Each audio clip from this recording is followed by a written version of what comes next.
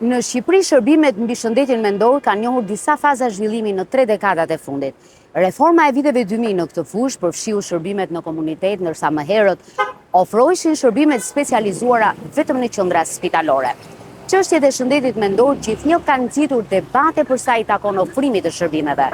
Por një nga problemet më shqetësuese sot lidhet me shëndetin mendor të fëmijëve dhe adoleshentëve. Profesionistë në fushën e shëndetit mendor i thanë faktoj epikal se së fundi pandemia e COVID-19 i shtoi edhe më tej problemet e shëndetit mendor te kjo grup mosh, si dhe nevojat për të marrë shërbime. Çrregullimet e ankthit, humori i ulët, mungesa e vetbesimit, ndryshimet në sjellje janë grupi më i lartë i shqetësimeve. Por psikiatra për fëmijë dhe adoleshentë Valbona Alikaj thotë se ajo dhe kolegët e saj po ballafaqohen me disa të reja që kanë nevojë për t'u marrë në analizë. Po shohim që kemi dhe ndryshueshmëri në simptomatik. Shpesh na duken gjërat si të paqarta. Do me thënë, ca gjëra janë sikur s'kanë qenë para 10 vitesh. Dhe besoj që këto gjërat e reja duhen ripar. Autoritetet zyrtare të shëndetit publik thanë për faktoj epikal se po i kushtojnë vëmendje shëndetit mendor të fëmijëve dhe adoleshentëve dhe se në planin kombëtar të veprimit të shëndetit mendor 2023-2026 është përfshirë një kapitull i veçantë për këtë qëllim. Specialistja e shëndetit mendor në Institutin e Shëndetit Publik, Andja Meksi, thotë se Ministria e Shëndetësisë ka filluar të përfshijë psikolog dhe punonjës social në qendrat shëndetësore të kujdesit parësor, ndërsa janë ngritur qendra të shërbimeve komunitare për shëndetin mendor në qytetet kryesore të vendit, 3 vetëm në Tiranë. Ministria e Arsimit dhe Sportit përgjatë viteve të fundit ka ndërmarrë një sër strategjish për të forcuar rolin psikosocial në shkolla. Ky institucion i tha faktoj epikal se është përmirësuar kuadri ligjor lidhur me organizimin dhe funksionimin e njësive të shërbimit psikosocial, duke shtuar se numri i punojësve të shërbimit psikosocial është rritur vit pas viti. Më tej, Ministria e Arsimit sqaroi se sot janë mbi 850 punonjës që ofrojnë shërbime në institucionet arsimore parauniversitare, duke theksuar se në varësi të numrit të nxënësve, shkollat mund të kenë edhe 2 punonjës psikosocial. Por aktivistë që mbrojnë të drejtat e fëmijëve në Shqipëri mendojnë se shërbimet për të rinjt janë të pamjaftueshme. Pa diskutim është një ndër ato dhe mungesa që nuk është thjesht shërbime, është një ndër hallkat, po mungesa në tërësi, një qasje që i vendos të rinjt në qendër, nuk jemi ende aty, domethënë që vërtet japin gjitha shërbimet dura të rinjve. Nga ana tjetër, ajo për të cilën tërheqin vëmendjen specialistët është bashkëveprimi mes institucioneve. Nevojitet një bashkëpunim më i fortë ndër institucional, që do të thotë që ato institucione që merren me shërbimet shëndetësore, me edukimin, por dhe shërbimet sociale duhet të jenë më të unifikuara dhe më të shpejta për sa i përket përgjigjes së nevojave që kanë sot adoleshentët dhe të rinjt. Psikologët në shkolla po ndeshen sot me një sër ankesash të fëmijëve dhe adoleshentëve, që nga ato në lidhje me pamjen e jashtme, ankthin, probleme me humorin dhe deri tek ato me sjelljen. Grupmosha me nivelin më të lartë të këtyre shqetësimeve është ajo 15 deri në 19 vjeç, ndërsa vajzat kanë një tendencë më të lartë për të kërkuar ndihmë, edhe pse mund të mos jenë ato që kanë më së shumti nevojë. Ekspertët mendojnë se është e vështirë të maten dhe veçanërisht të trajtohen shqetësimet e shëndetit mendor tek fëmijët dhe adoleshentët pa kuptuar kontekstet që krijojnë shqetësim. Studimet në këtë radhë zhveçojnë ndërthurjet e gjenetikës, faktorëve mjedisor që në fëmijërinë e hershme, duke përfshirë prindërimin, shkollimin, ekspozimin ndaj dhunës ose abuzimit, diskriminimin, varfërinë, krizat humanitare dhe emergjencat shëndetësore, të cilat mund të ndikojnë në shëndetin mendor të tyre. Specialistë të fushës së shëndetit mendor mendojnë se një nga problematikat më të thella që ndikon sot në shëndetin mendor të fëmijëve dhe adoleshentëve është përdorimi në kohë të gjatë dhe pa kontroll i internetit. Varësia nga interneti është një nga problematikat kryesore. Sigurisht në internet mund të gjenden materiale të pa kontrolluara, materiale pornografike me të cilat fëmia mund të jetë ose adoleshenti mund të jetë në kontakt. Prandaj është shumë e rëndësishme që prindi ose të afërm të vendosin limite në kohën që fëmia kalon në rrjetet sociale, në përdorimin e teknologjisë. Kemi një numër të madh adoleshentësh. Psikiatria Valbona Alikaj ndau me faktoj epikal një shembull nga përvoja e saj profesionale në lidhje me rrezikun që i kanoset sot fëmijëve dhe adoleshentëve nga përdorimi pa kriteri i internetit. Për shembull, un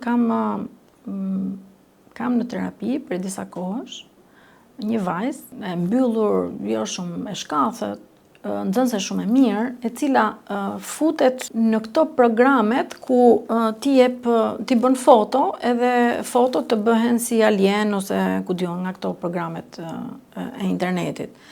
Dhe pa pritur, ajo kupton që ky lloj programi ishte program dating. Dhe ajo e filloi si lojë, fillova të tallesha, të tregoja që jam pak më e madhe, etj. Dhe pa pritur, bie në kontakt me një person i cili i ofron dashuri, i ofron siguri, dhe ndërkohë dhe dhunë verbale, sepse ishte virtuale, dhe rastësisht ëma, pa pritur kontrollon celularin dhe gjen një komunikim i cili nuk ishte fshirë, dhe këtu fillon edhe i gjithë kalvari i ndërprerjes komunikimeve dhe patjetër sigurisht pastaj kanë shkuar në sigurinë kibernetike dhe kanë referuar, por që po punojmë shumë me simptomatikën e ankthit. Edhe pse përdorimi në masë i teknologjisë nga fëmijët shihet nga mjaft ekspertë si burim problemesh në lidhje me shëndetin mendor, disa prej tyre janë më të tërhequr për të dhënë konkluzione. Nuk do të citosha sepse brezat e fëmijëve dhe adoleshentëve që kanë lindur dhe janë rritur me praninë e përditshme të teknologjisë, kanë akoma kohë për të dhënë atë produktin e tyre, qoftë nga ana intelektuale, psikologjike apo dhe kontributi në shoqëri. Një prej momenteve ku specialistë të shëndetit mendor ndalen është ai që lidhet me aktet vetëdëmtuese. Që prej vitit 2019, dhënat e policisë tregojnë se 36 fëmijë janë vetvrarë 2 mbi 14 vjeç gjatë këtij viti, ndërsa kanë tentuar të vrasin veten gati 2 herë më shumë. Të dhënat zyrtare tregojnë se numri i akteve vetvrasëse është ulur ndjeshëm nga 12 në vitin 2019 në 1 në vitin 2024. Por sërish ekspertët janë vigjilent kur bëhet fjalë për jetën. Shkaqet janë nga më të ndryshme, shumë e vështirë. Është shumë e rëndësishme përgjigjja në kohë. Studimet tregojnë që vetvrasjet parandalohen dhe ka mënyra që mund të vlerësohet, le të themi, nëse ekziston një rrezik i menjëhershëm tek një adoleshent. Edhe pse është shumë e vështirë sepse adoleshentët e kanë shumë të vështirë ndryshe nga një rritur që të flasin për problemet e tyre, por nuk është e pamundur. Vjet e re një lloj stigme për sa i përket problemeve të shëndetit mendor. Mund të ketë persona të cilët e vuajnë diçka, por e kanë shumë turp ose e kanë shumë problem që ta ndajnë me dikë tjetër, sepse mendojnë që do duken të dobët në sytë e bashkëmoshatarëve, do të gjykohen, nuk do ndihmohen dhe situata do përkeqësohet edhe më tej. Ministria e Arsimit i tha Faktoj Epikal se në fund të vitit 2024 është miratuar plani kombëtar i veprimit për parandalimin e dhunës, bullizmit dhe rritjen e sigurisë në shkolla, si dhe krijimin e shkollave të hapura për të përfshirë prindrit dhe komunitetin. E megjithatë, aktivistë që mbrojnë të drejtat e fëmijëve në Shqipëri dhe disa mjekë të shëndetit mendor ka një qasje tjetër për ndërveprimin mes adoleshentëve, prindërve dhe komunitetit kur bëhet fjalë për problemet e shëndetit mendor. Po edhe kur ulesh të bisedosh, një ndër çështjet më kryesore që mos adoleshentët ankohen është fakti që kjo mungesa e komunikimit edhe të arriturit që të kuptosh adoleshentët, mos adoleshentët, është për ta një problem shumë i madh. Kanë kohë që flasin, nuk është se nuk flasin, nuk jemi ne të gatshëm të dëgjojmë. Nga adoleshentët që unë shoh, kuptoj që ka plot prindër të cilët nuk janë gjithë ditën në shtëpi. Mungojnë. Dhe nuk din çfarë bën fëmia i vet. Dhe jo vetëm nuk din çfarë bën fëmia i vet, por në fakt nuk e njohin fëmin e vet. Prindër të cilët i mbushin fëmijët me lek, por nuk e njohin fëmijën.